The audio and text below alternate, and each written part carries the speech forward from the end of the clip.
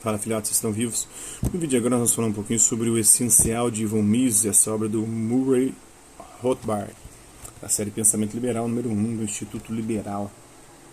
Essa obra aqui. O Instituto Liberal é uma sociedade civil sem fins lucrativos fundada em 16 de janeiro de 1983 com personalidade jurídica própria, sede for na cidade do Rio de Janeiro.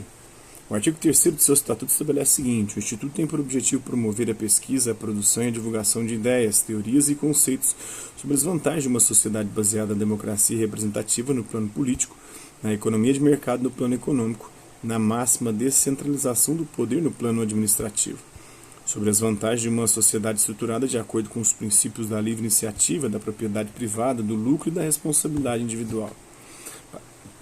Para a consecução de seus objetivos, o Instituto promoverá um programa regular de publicações e organizará seminários, cursos e palestras. O Instituto não participará de forma alguma de atividades, propaganda ou campanhas políticas, concentrando seus esforços puramente no campo intelectual e cultural. Esta obra faz parte de uma série de livros a serem publicados pelo Instituto. Para maiores informações sobre nossas atividades, por favor, escrever para esse aqui na época, né? Foi lançado esse livro aqui, já tem muito tempo. Falar um pouquinho sobre a escola austríaca. Ludwig von Mises, que viveu de 1881 a 1973, nasceu no dia 29 de setembro na cidade de Lemberg, então parte do Império Austro-Húngaro, onde estava morando seu pai, o Arthur Adler von Mises, destacado engenheiro civil que trabalhava nas estradas de ferro austríacas. Na virada do século, ingressou na Universidade de Viena, cidade em que fora criado para graduar-se em Direito e Economia. Nasceu e cresceu quando a grande escola austríaca de economia chegava ao seu apogeu. É possível compreender Mises com suas vitais contribuições à economia sem levar em conta a tradição dessa escola, por ele estudada, assimilada.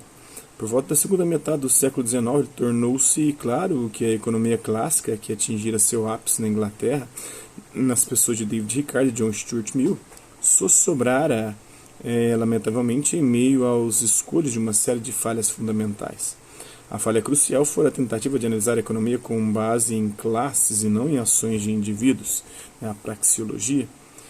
Por isso, os economistas clássicos, além de não conseguirem explicar corretamente as forças subjacentes que determinam os valores e os preços relativos dos bens e serviços, tampouco foram capazes de analisar as ações dos consumidores, determinantes decisivos das atividades dos produtores na economia. Voltados para classes de bens, nunca puderam resolver, por exemplo, o paradoxo do valor. O pão, apesar de ser extremamente útil, constituindo mesmo o sustento da vida, tem baixo valor no mercado, enquanto os diamantes, mero luxo e, portanto, simples futilidade do ponto de vista da sobrevivência humana, são valorizadíssimos, porque o pão, obviamente mais útil que os diamantes, é cotado no mercado a preço tão inferior ao destes. Tendo desistido de explicar esse paradoxo, os economistas clássicos chegaram, infelizmente, a uma conclusão. Como os valores eram fundamentalmente divididos, o pão, embora tivesse um valor de uso superior ao dos diamantes, tinha, por alguma razão, um menor valor de troca. Foi com base nessa divisão de gerações posteriores de autores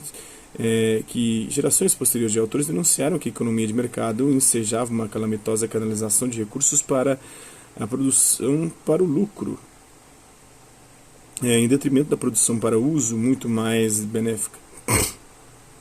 Incapazes de analisar as ações dos consumidores, os economistas clássicos tampouco conseguiram explicitar satisfatoriamente o que determinava os preços no mercado. Procurando às cegas uma solução, concluíram, lamentavelmente, a. que o valor era algo inerente às mercadorias, b. que o mesmo só podia ter sido conferido a esses bens pelos processos de produção, e c. que sua fonte básica era o custo de produção, ou mesmo a quantidade de horas de trabalho nela despendidas. Foi essa análise ricardiana que mais tarde permitiu que Karl Marx concluísse com perfeita lógica que, se todo valor é produto da quantidade de horas de trabalho, então todo juro e todo lucro obtidos por capitalistas e empregadores se constituem necessariamente em mais-valia, injustamente extorquida dos ganhos a que faz jus a classe trabalhadora. Tendo assim calcionado o marxismo, os ricardianos tentaram replicar que os bens de capital eram produtivos, sendo por isso razoável que oferissem sua cota na forma de lucros. Os marxistas retrucaram, então, com razão, que o capital também é trabalho embutido ou incorporado e que, por conseguinte, nos salários deveria estar absorvido todo o rendimento da produção. Mas não foi só o lucro que recebeu dos economistas uma explicação justificativa insatisfatória. Ao tratar da partilha do rendimento da produção exclusivamente em termos de classes, Os ricardianos perceberam apenas uma permanente luta de classe entre salários, lucros e aluguéis. Luta esta em que trabalhadores capitalistas e proprietários brigariam eternamente por seus respectivos quinhões. Pensando apenas com base em agregados, os ricardianos dissociaram lamentavelmente as questões de produção e distribuição, concebendo a última como objeto de conflito entre essas classes em luta. Foram forçados a concluir que a elevação dos salários só era possível à custa da redução de juros e de rendas. Mais uma vez, os ricardianos abriram caminho para o sistema marxista. Vamos ser um pouquinho dessa obra, O Essencial de Von Mises, do Murray Rothbard. Espero que vocês tenham gostado do vídeo. Quem curtiu, dá um like. Quem não curtiu, dá um dislike. Quem se interessar pelo conteúdo do canal, é só se inscrever, ativar o sininho e aguardar os próximos vídeos e as próximas notificações. Deixe também seus comentários, dizendo o que você tem achado dos vídeos, sugestões de temas e assuntos para serem abordados em vídeos posteriores. E colabore com o nosso canal, compartilhe os nossos vídeos e ajude-nos a chegar ao maior número de pessoas possíveis. Gostaria de agradecer os 433 inscritos no nosso canal. Agradecer também aqueles que, hora ou outra, por conta de um conteúdo útil, passam por aqui, deixando sua visualização, seu like, seu dislike, seus comentários. E aqueles que... agradecer também aqueles que compartilham os nossos vídeos, compartilham o nosso canal, seja aqui nessa plataforma no YouTube e outras redes sociais. No mais, é isso aí. Hasta la vista, babies, e até a próxima.